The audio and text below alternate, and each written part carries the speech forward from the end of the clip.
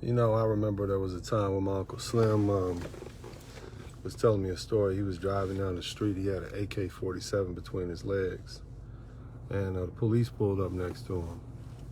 He was on his way to, let's say he was on his way to repay somebody a favor. And his homeboy Blue was driving the car. It was a white Cadillac, a 1990 Cadillac he had just bought. And the police pulled next to him. LAPD pulled up next to him. He was on Crenshaw Boulevard. And he saw the police. He waved, smiled at the police officer. The cop smiled at him, and they went on about their business. He wasn't playing loud music in the car. He wasn't dressed with some sort of obvious signs that he was some sort of street thug or anything, which he wasn't. But they basically just let him go past, you know. And there's many lessons I cull from that. The main thing is, if you're not flamboyant, if you're not flashy, you can move in this world and do a whole lot of things, and you pretty much can move through untouched. If we look at stories like in the Mafia, you know, that's La Cosa Nostra, our little thing, Italian Mafia. They were fine until they became flamboyant, you know, until the killings start. And then the FBI cracked down on them.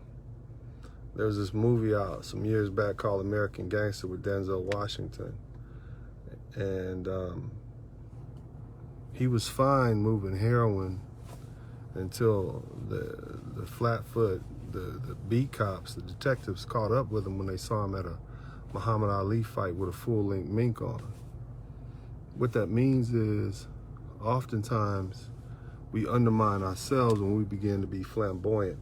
Recently, there was a young dentist who was robbed in Dallas and shot. This brother's from Dallas, Texas. As you all know, I'm down here in Houston. This young man, he's known on the Instagram. He deals with a lot of people in the music industry. He does veneers for them. And he was broadcasting how much money he was making and, you know, how well he's doing in his dental practice. And then on top of that, you know, he was in the club with flamboyant jewelry and whatnot on. And so he became a target. Here's the thing, brothers. I know that's in our culture to be flamboyant, but there's also a certain level of poverty mindset that goes with that. Oftentimes when we get money, we want to show, we want to broadcast. We're rich now, and that we have money now. That comes from low self-esteem. People who have money don't feel the need to show it because they recognize it's just money, is just a tool. Now, the thing that I've learned is how to move in silence. Those of you all who know me know that I'm always very underwhelming when you see me in public.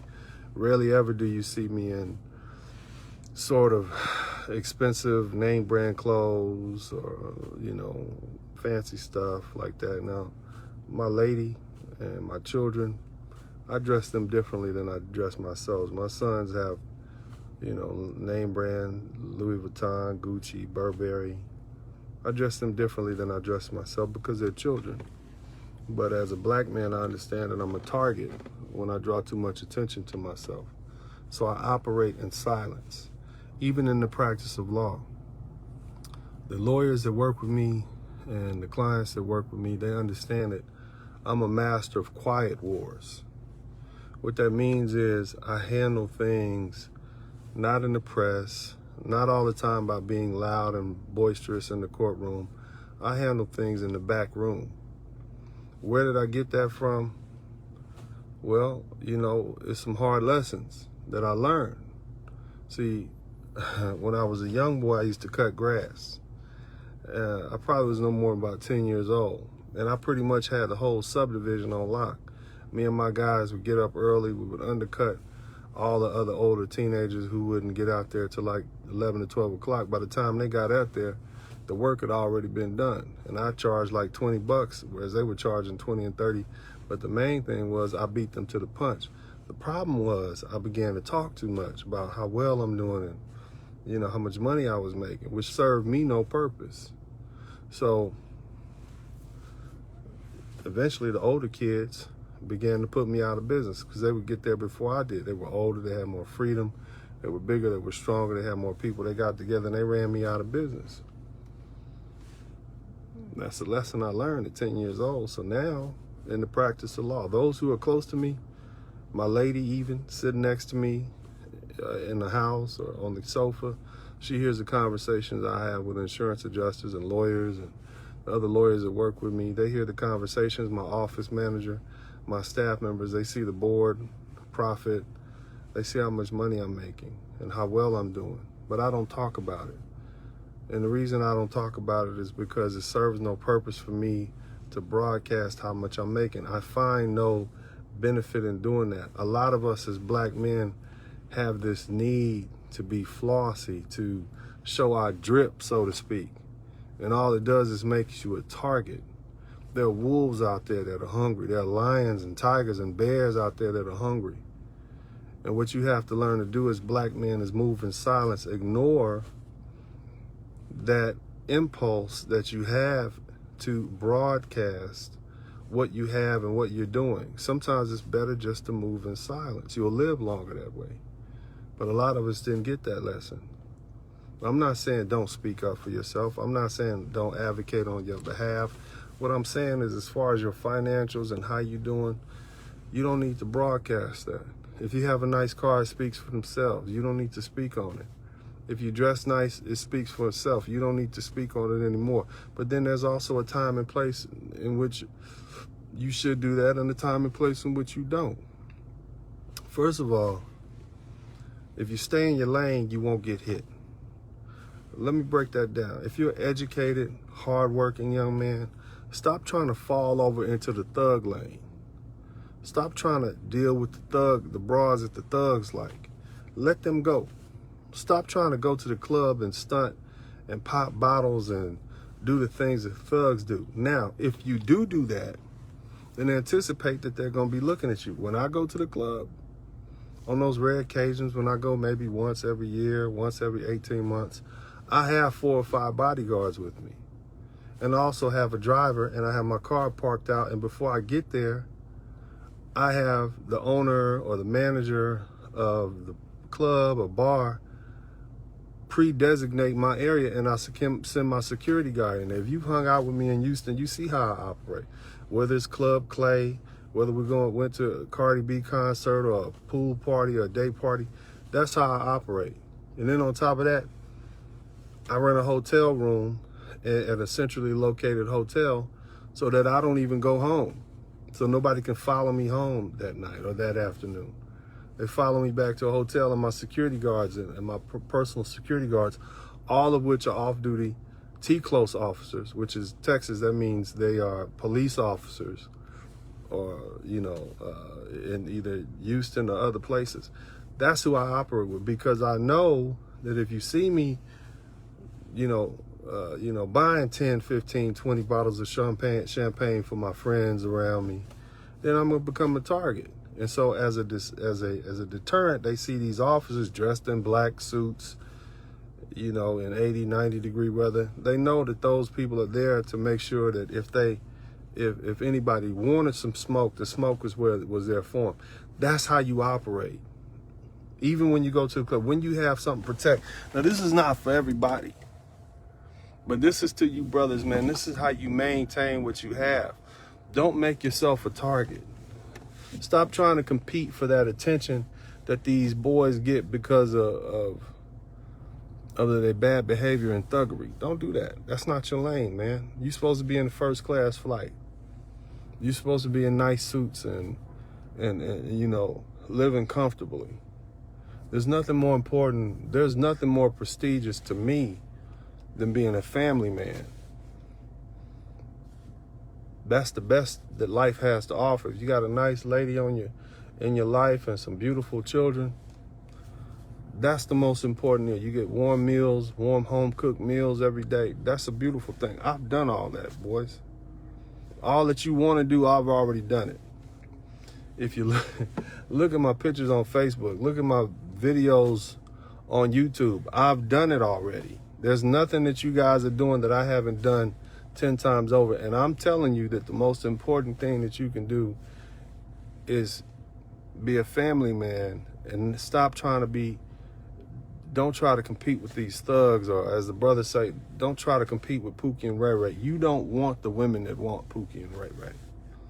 They're low class. Leave them alone. Raise your standards. That's something else I tell you boys all the time. But more importantly, for the purposes of this conversation, learn to move in silence. You'll live longer. It'll be less stress. There's so many people that undermine their own success because they began to talk too much. That's not just in illegal, but also in the legal world. You talk too much. You're too flamboyant. You're doing too much. Operate in silence. Enjoy the silence. Immerse yourself in the silence. Be like a submarine. Fly below sea level. Nobody even sees you coming. You just pop up, boop, and you keep it moving. That's how you keep things going for generations. I tell you guys a lot. I don't tell you everything. I tell you just enough. If you want to really hear a conversation from me, then we got to talk. You got to pay for a private consultation, and I'll tell you how to start a trust fund.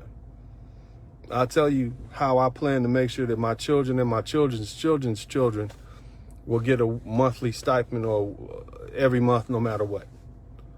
100 years from now. We'll talk about that. But why would I reveal that on YouTube and let everybody know where I'm coming from just to make my children a target, or make my family or my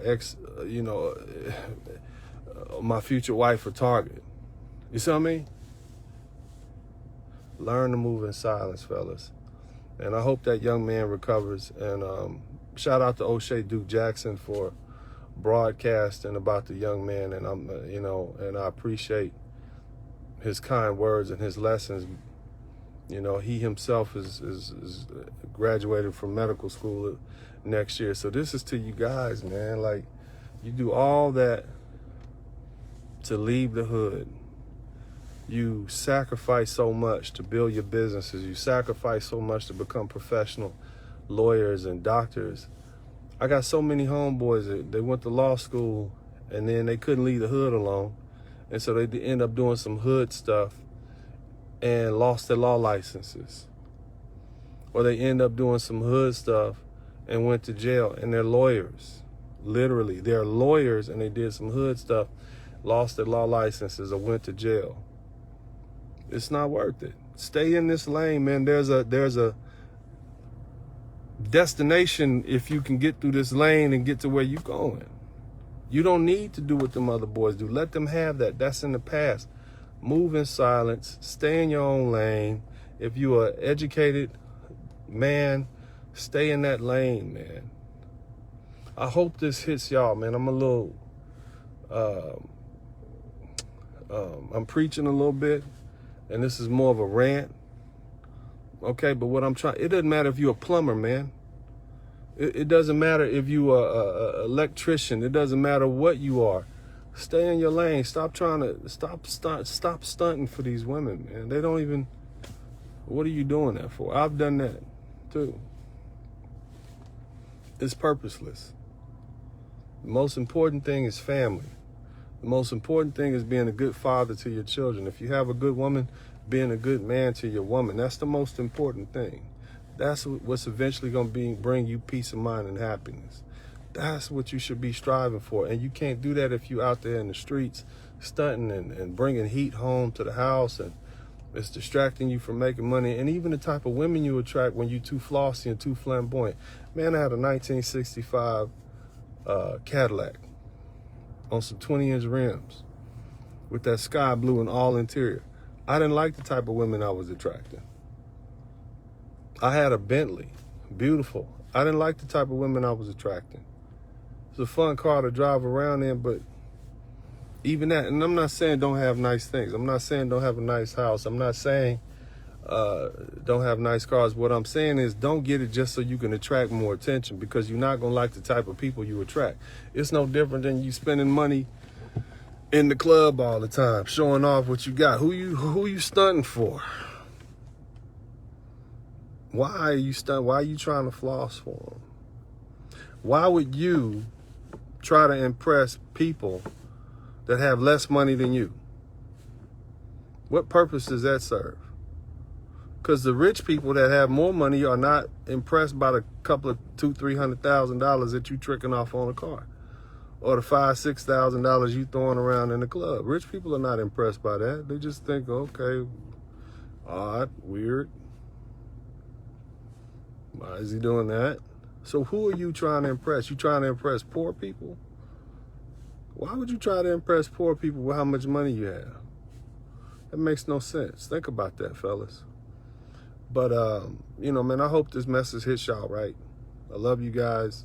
I want to see you do well. I want to see a healthy, happy, strong black man in the United States. I want to see you mentally stable, physically fit. I want you to find good women that will love you no matter what ethnicity or culture those women come from. That's what I want for you brothers, man. And you can have that. It's out there for you. I'm not selling you a pipe dream because I'm a hard luck case. I came up the hard way and it worked. And you can do it. But what you don't want to do is do stuff to undermine your own success, man. That's the thing. Don't do things to undermine your own success, like bringing too much unwanted, unnecessary attention to yourself. There's a time and a place where you want to seek attention if it benefits you, especially if it benefits you financially, something that you can hold on, something that you can bring back and take care of your family with. But other than that, man, just chill, fellas. Operate in silence. God bless you. I love you, man. This is Uncle D. I'm out.